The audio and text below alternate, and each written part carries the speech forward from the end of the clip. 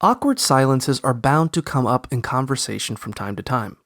To liven things up again and break the ice, try asking an open-ended question that requires more than a yes or no answer. For example, if you're talking to a new acquaintance, say something like, "Where are you from?" Or, "What do you like to do for fun?" If it's someone you already know, try something like, "How's your family doing?" Or, "What are your plans for the weekend?"